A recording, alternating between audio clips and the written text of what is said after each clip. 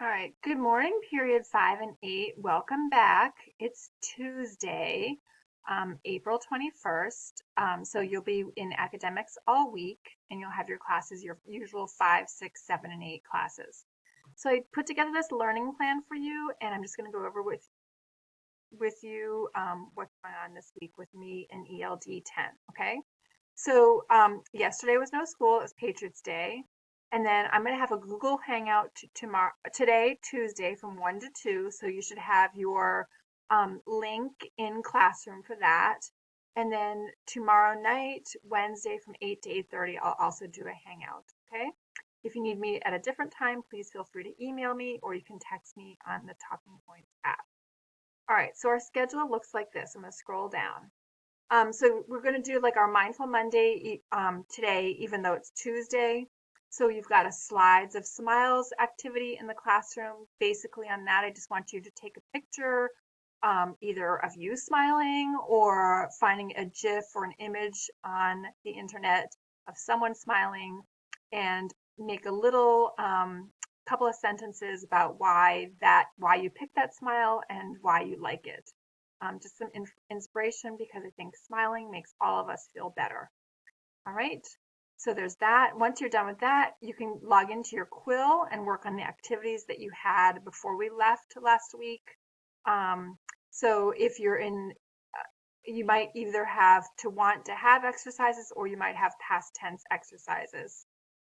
So I know there's a lot of those. And if you're finding that they're repetitive and like you get the concepts, then you can do like at least half of them. You don't necessarily have to do all of them, but if you're feeling like it's helpful to you, I'm going to leave it up to you to make that judgment.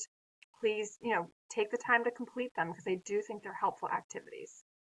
So tomorrow I'm going to post my favorite TV show project for you to do. We're going to do some slides and I'll do a template on that for you.